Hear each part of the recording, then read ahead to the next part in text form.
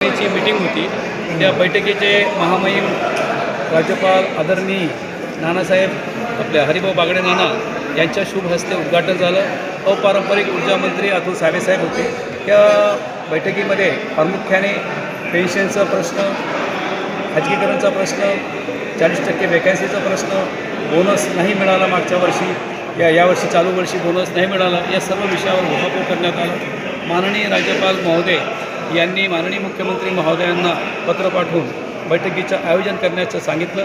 तसेच अपारंपरिक ऊर्जा मंत्री महोदय यांनी येणाऱ्या मंत्रिमंडळाच्या बैठकीच्या प्रसंगी बैठक लावण्याचं आश्वासन दिलं आणि उत्साहामध्ये आमची आज केंद्रीय कार्यकारिणीची सभा पार पडली आणि बहुतांशी प्रश्न निघेल असे आम्हाला आशा। केंद्रीय कार्यकारिणीचे किती सदस्य आज बैठकीला उपस्थित होते? आज केंद्रीय कार्यकारिणीचे 100 लोक पदाधिकारी उपस्थित होते, बाकीचे सन्माननीय सदस्य उपस्थित होते। अच्छा, हे कुठून आले होते? हे आपण राज्यातून आलेले, आपले वेगवेगळ्या ठिकाणाहून आलेले राज्यातून। आता त्यांनी साहेबांनी सांगितलं का तुमचा प्रश्न निकाली काढू। हो, मग आता किती दिवसात निकाली? आता आम्ही एका 15 दिवसाचा अपेक्षा।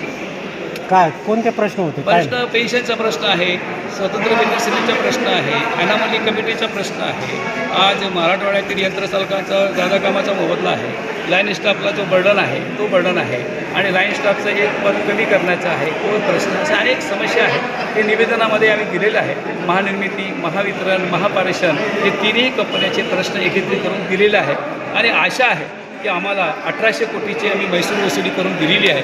आम्हाला सानुकूल अनुदान बोनस मिळेल अशी आशा आहे। पुढचं पवित्र काय असणार आहे? परंतु आता या 15 दिवसामध्ये अगर नाही झालं तर आंदोलनाचं पाऊल आम्ही उचलणार। आज आम्ही ठराव पारित करू। चालेल, धन्यवाद। आपलं नाव? महाराष्ट्र राज्य वीज तांत्रिक कामगार संघटना। Thank you sir.